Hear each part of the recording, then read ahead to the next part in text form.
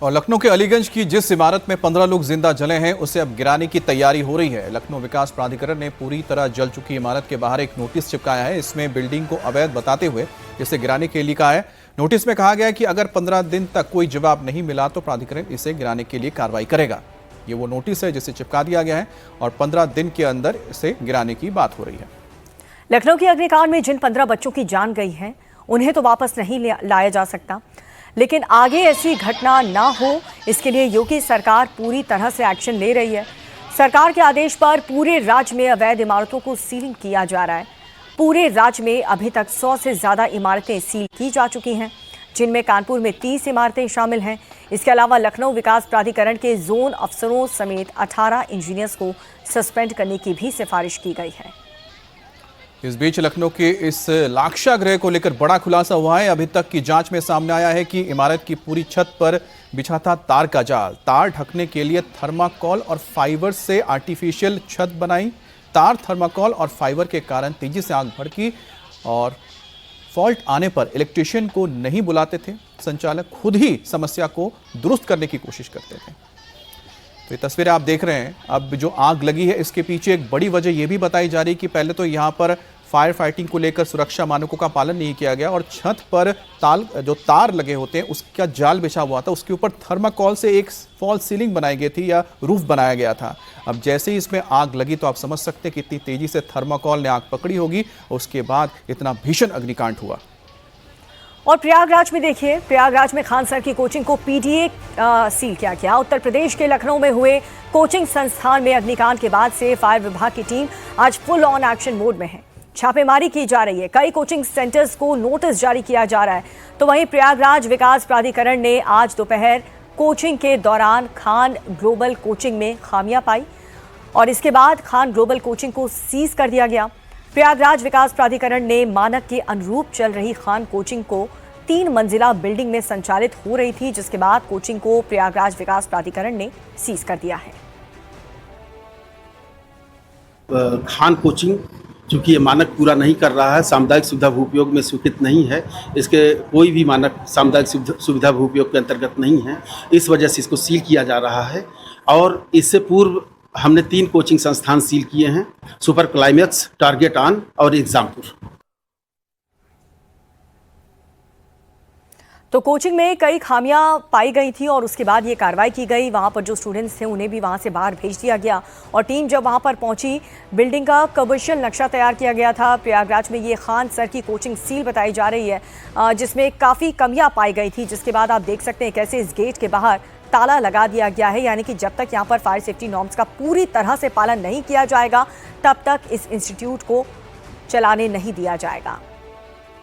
इसका संचालन पूरी तरह से रोक दिया गया है।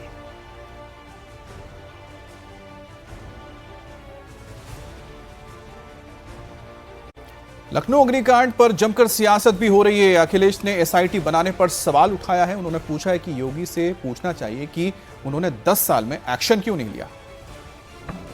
10 साल से देखा है एसआईटी बनाने का काम, हर घटना में एसआईटी बनती है और लगता तो ऐसा है कि कोई सरकार नहीं है, और सरकार है तो सरकार नियमों का पालन क्यों नहीं कराती है।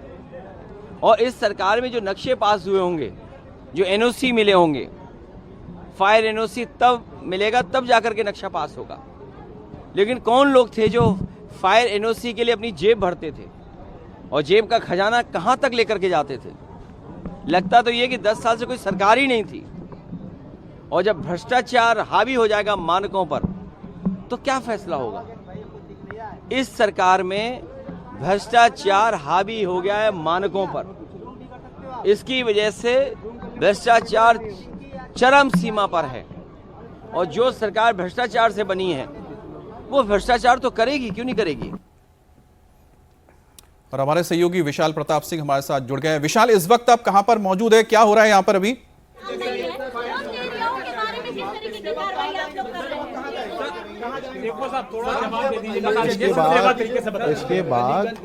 इसके बाद ग्रेविटी कोचिंग में चलेंगे। इसके बाद वही कोचिंग है जिनमें व्यवस्थाएं पूरी नहीं है, वही टीम धीरे धीरे करके वहाँ जाएगी।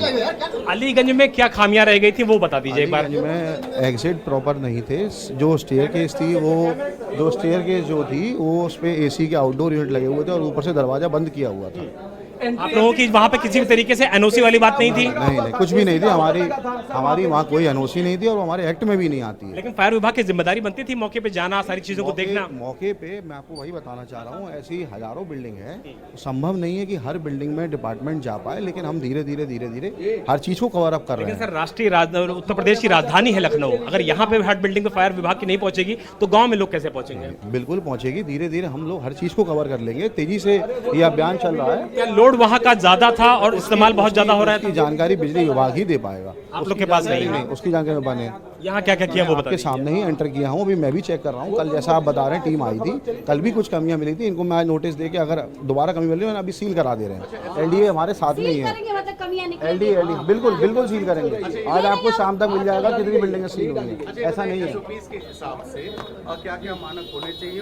वो हर बिल्डिंग के कवर्ड एरिया और हाइट के हिसाब से अलग अलग मानक हैं और वही हम उन मानकों को चेक कर रहे हैं और ये अभियान कंटिन्यूसली चलता है। विशाल, आपको हमारी आवाज मिल रही है?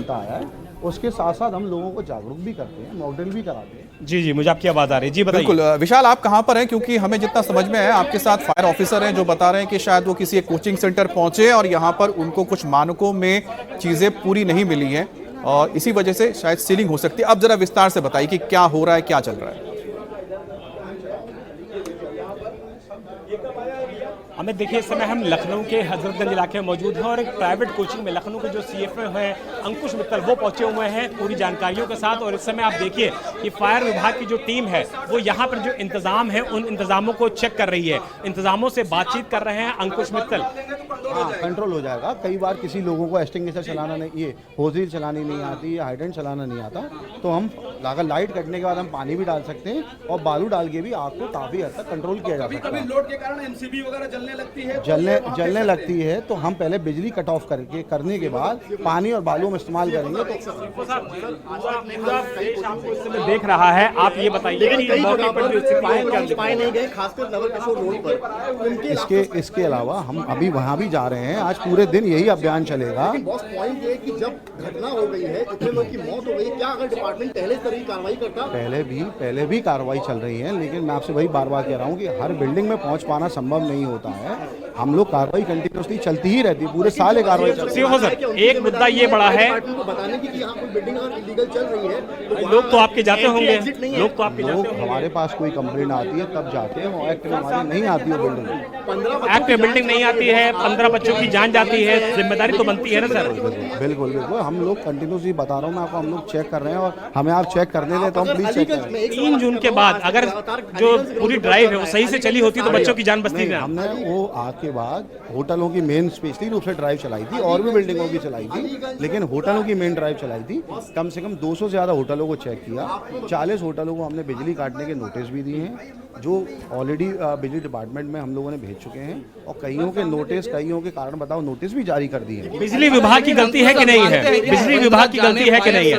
अगर आप फायर डिपार्टमेंट बता रहे हैं कि एनओसी जरूरत नहीं थी, फायर विभाग की गलती नहीं थी, आप बोल रहे हैं बिजली विभाग की गलती थी कि नहीं थी? लोड के संबंध नहीं किया गया, मुझे आइडिया नहीं है कि उस पे कितना लोड था और एक्चुअल में कितना लोड चल रहा था। प्रथम दृष्टया आग कैसे लगी थी वो बताइए। प्रथम दृष्टया आग कैसे लगी थी? प्रथम दृष्टया जिम्मेदारी किसकी थी? हाँ, प्रथम दृष्टया शॉर्टकट रहा होगा। सिस्टम की लापरवाही। फर्स्ट फ्लोर पे, ग्राउंड फ्लोर पे, सेकंड फ्लोर पे किस पे आग लगी? फायर एनओसी नहीं दी गई थी। क्या मांगी थी उन्होंने? क्या फायर एनओसी मांगी थी उन्होंने? वो ना उन्होंने एनओसी मांगी गई, ना हमने एनओसी दी, ना ही उस बिल्डिंग में अनिवार्यता थी। आग लगी कैसे? आग लगी कैसे ये बताइए। रहा था, चलिए मैं चेक कर लूं। आप बताइए आग लगी कैसे? आग लगी कैसे? आपके नाक के नीचे इतना बड़ा हादसा हो गया, इतनी बड़ी बिल्डिंग, लगातार उसमें इतने बच्चों की मौत। Ground floor, first floor, second floor, आग कहाँ से लगी?